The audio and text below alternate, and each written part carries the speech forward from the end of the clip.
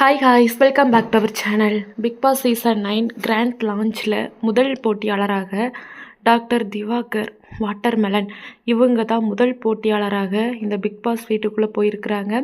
இவங்க ஒரு ஆக்டராக மாறணும் அப்படின்ட்டு தன்னோட லட்சியத்துக்காக உள்ளே போகிறாரு.